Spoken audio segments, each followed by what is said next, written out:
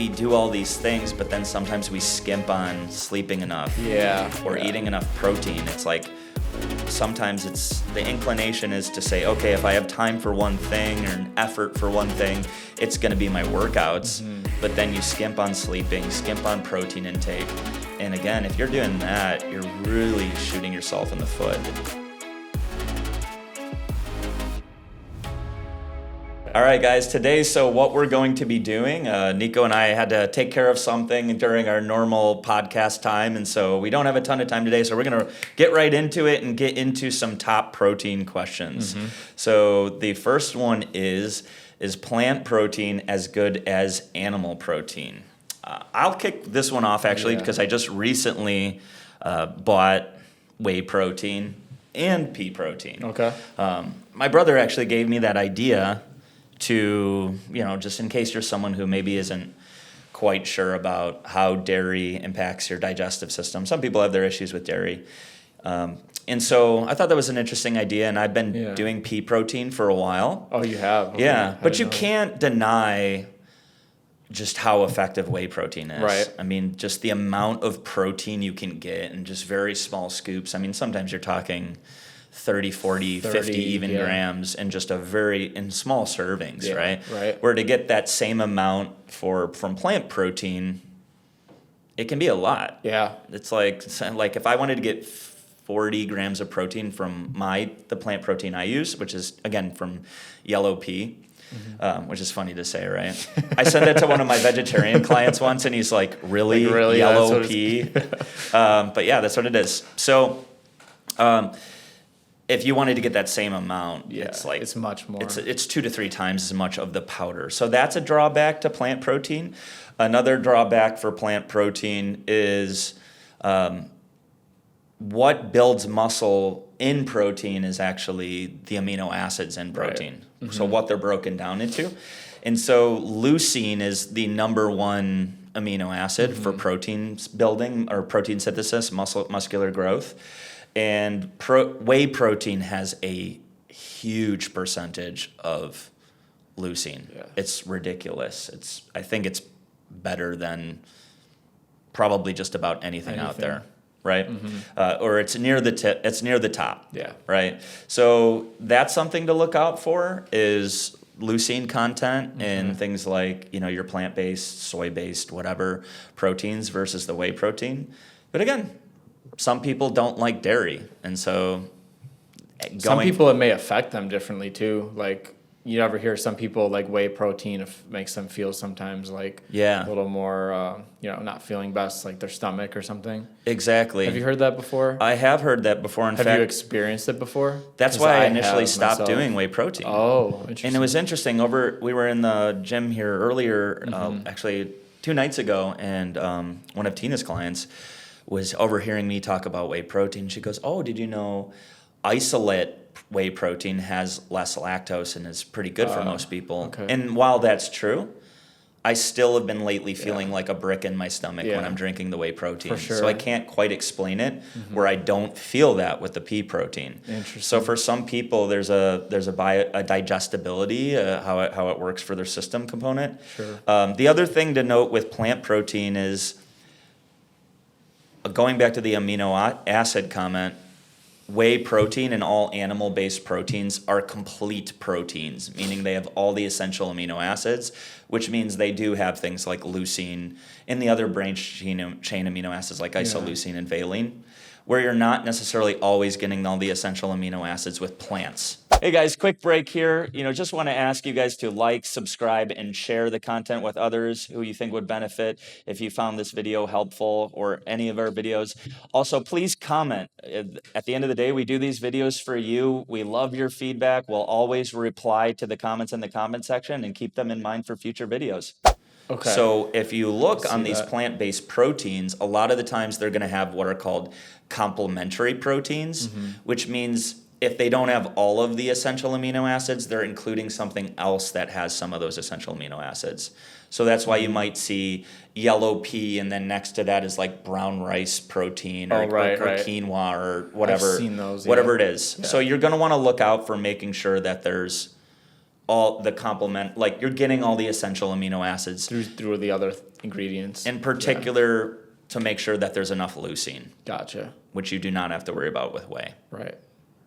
Feel like that covers it, right? Yeah, definitely. Easy, affordable, high-protein meals for busy people. Okay, meals? Meals. I'd say we broaden that to just any foods, really. Mean, you know me, I always go down to just having as much whole foods as possible. So, I mean, my brain first goes to just like, basic, like ground beefs, turkey. I think anything ground, right? Yeah, just as far as convenience, even for like meal prepping that stuff, throw it in a bowl with some avocado, some rice, or whatever else. Hey, it said affordable. Don't talk about avocados. Avocados, yeah. I don't know, yeah. They're so good, though. Yeah. It's so good. That combination especially. And I only mentioned that because I just made like a bowl like that the other day, and it was perfect. So, I could see it working like out. Macro-wise, So, yeah, like stuff like that. And then, did you say you want to talk about snacks too, or just meals? I could say, yeah. I'd say let's just broaden out to really anything when someone's... It says easy, affordable, high-protein meals for busy people, but, I'd say any way to get more protein in an affordable way. I'm always, I've been really into just like Greek yogurt as part of my breakfast. I mean, that's a huge boost usually to start the day. Yeah. Do you have Greek yogurt at all? Again, I used to do more of it. Some people like it, some people don't. But going back to the whey protein thing, sometimes dairy, it doesn't work quite well for me. Gotcha. Cottage cheese is another one. Cottage cheese pretty is cheap. a big one. But I think all ground meats, because the fat content's higher, they're going to be way more affordable. Sure. You can make a lot of it at once and prep it, like I said, if you want. Yeah. What are some other... I would also say just maybe not as much anymore. This almost was a joke at one point that eggs were like... the price of eggs was skyrocketing. Yeah. But back in the day, and maybe even now it's coming back down, it's one thing if you go and get the pasture-raised eggs and all that, but just regular eggs are relatively affordable. Egg beaters are relatively... Egg beaters meaning the egg whites. Yeah. And again, convenience. I mean, I don't know if you remember the one day back there I had made in just like the cupcake tins, just like some egg in there with some whatever you want to add. Oh, yeah. Prep those for a breakfast. And again, just a great start protein-wise for the day. You can make a bunch at once, keep them in the fridge for the week, That actually seems like, you have little It's muffin easy, trays. yeah. You pour the egg batter in, throw some ground meat in there. Even cheese. Cheese is relatively affordable, I had put too. a little bit of sausage in there. I had also some like bell peppers slightly, smallly chopped up.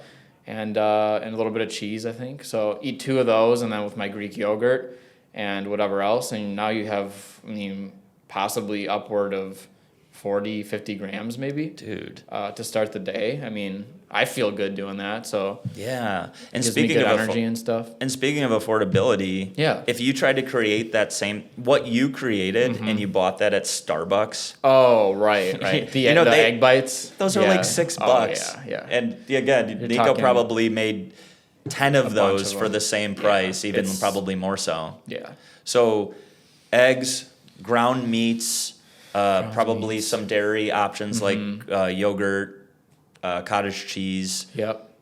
And I would really even just say like even most poultry. Poultry, yeah. Right? Like if you just go... Fish even sometimes. Chicken breasts, chicken thighs. Yeah. Right? You can definitely find affordable protein, right? It may not be the steaks of the world. Right. Or the pasture-raised stuff. Yeah. Certain fishes are going to be a bit more expensive, seafood, but I think more often than not, they are probably more on the cheaper side. Yeah. Anything else you want to add to that? No, those are a good start. Is timing protein more important than daily caloric or daily intake? I'll take that one. That is a great question. I would say it really depends. So the science behind protein timing is something like this. Every 4 hours, your body is ready to go through a new meal of protein. And in order to achieve optimal protein synthesis, meaning enough of an amino acid load in your gut to say, hey, there's enough here to build muscle. So again, amino acids build everything in our body, hair, eyes, everything, right? Yeah. And so it's almost a way of saying, hey, there's enough of the leucine and the amino acids responsible for building muscle in your gut right now to allow to build. Right? Mm-hmm. We can part ways. Yeah. So you want to have at least 20 grams every 4 hours if you were trying to do this optimally. Now, the human digestive system can't really absorb more than 50 grams, 40 to 50 grams. And so there's definitely something to... In the 4 hour span? In the 4 hour span. So think of it, every 4 hours there's a window. Mm-hmm. And you want to get at least 20 grams of protein, and you really don't need any more than 40 to 50 because your body just can't absorb more than that, right? And so if you think about it, there actually is something to protein timing being more important than intake in some scenarios. Because let's say, for example, you eat 80 grams of protein for 2 meals a day, that really ends up meaning you only could have, that's 160, but it really means you could have only absorbed 40 Yeah, per it's each not meal. as optimal. So 80 total. Whereas someone who eats less every 4 hours, so like let's say you're awake for 16 hours, right? So that means even if you ate 30 grams every 4 hours, 4 times 30 is 120. Yeah. So you ate less protein, but absorbed more of what you would want to actually build muscle. Right. So in some cases, I would say protein timing is more important than overall intake. So I think it's both, obviously, because obviously, again, if you're only eating 15 grams every 4 hours or 10 grams every 4 hours, then yeah, by the end of the day, you've only had 40. There's nothing there. Short, yeah. And again, that falls short with the protein load too, right? Yeah. Again, you want to get at least 20 to give your body that jolt to say, hey, build. Yeah. There's enough here. So I'd say it's a little bit of both, and in some ways, the protein timing could even be more important. So would you recommend to people, safe to say, every 4 hours, try to consume about 20? What do you say? 20 grams? A minimum of 20 grams, whether it be snack, meal. And I agree with that because that's kind of about what I do, really, in my day. And look how jacked you've been getting. We've been teasing Nico lately because he's starting to look swole. For real. It really does. I mean, it comes down to that stuff, though. I mean, making sure you're optimizing your body to maximize muscle growth or whatever you're trying to do. And it's like we've talked about on previous podcasts. Like, there's this... So important. Yeah. Exactly. And there's this idea that we do all these things, but then sometimes we skimp on sleeping enough. Or eating enough protein. It's like sometimes it's the inclination is to say, okay, if I have time for one thing or an effort for one thing, it's going to be my workouts. But then you skimp on sleeping, skimp on protein intake. And again, if you're doing that, you're really shooting yourself in the foot as 100%. Far as some of the benefits you could be getting. 100%. Not to mention all the other bad stuff that happens from not sleeping enough. But okay, so protein needs for fat loss versus muscle gain. What do you think? Want me to take this one? Do you want to take this one? Protein needs. Yeah, go ahead. For fat loss versus muscle gain. Okay, So protein, so there's the fancy equations where it's like kilograms versus this versus that, right? Like if you were going for more of the most minimal recommendation, like the RDA, the recommended daily allowance, they're going to say like 0.8 of your 0.8 grams of protein per kilogram of body weight. So if you looked at that for me, that would mean... I weigh 195 pounds. You said minimum, right? Okay. That's the RDA, and I wouldn't recommend this to most people. Right. So if you said, of course, I have to have the calculator with ads. Okay. So 195 divided by 2.2 times 0.08. So that's like 70 grams of protein. So it's really not that much. Not at all. Right? And so realistically, you almost want to probably double that. Yeah. And so I don't go off of that. What I go off of is probably a little bit more moderate approach. Like, so if you did that same equation, it'd really be, ideally you want to be more in the range of like 1.2 to 2.2 of grams per kilogram of body weight. Per kilogram. 1.6 being that sweet spot for most people, especially if you're in weight loss goals. So what is that? And that equates to roughly like half a gram per a gram. Yeah. Depending on the person. Yeah. So if you weigh 180 pounds, that means somewhere between 90 and 180 grams of protein. Yeah. Right? And one of the best things you can do to know whether you're eating enough protein is just work out and are you getting stronger? That's it. Right? If you're not getting stronger, you want to look at all the things. How are you training? Sleep and all that stuff, yeah. Sleep. Yeah. Are you getting progressive Stress overload? When's the last time you switched up your workout? Yeah. All that stuff. But if we were just talking about protein, then you may need to up it. Pretty good indication. If you've been plateaued for a bit, right? Mm-hmm.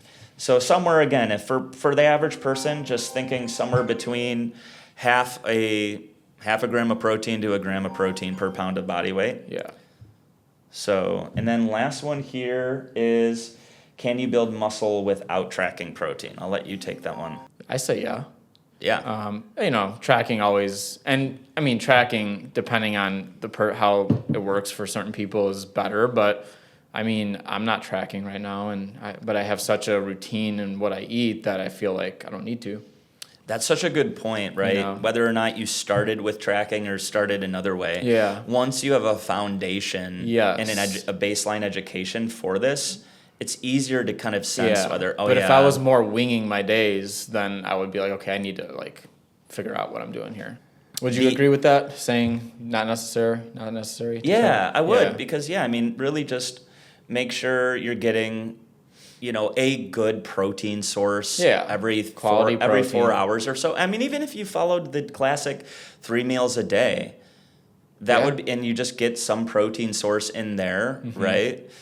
Try to have protein with each meal. Exactly. And then you can always, and again, going back to the question before, if you're not getting stronger in your workouts, then then that's a good indication that maybe you have a slightly extra portion next time, or maybe supplement with whey protein or pea protein, specifically yellow pea. So, but I think that pretty much sums it up. Yep. Anything else you want to add to that? No, that's it. Sweet. Thanks, guys. Thank you.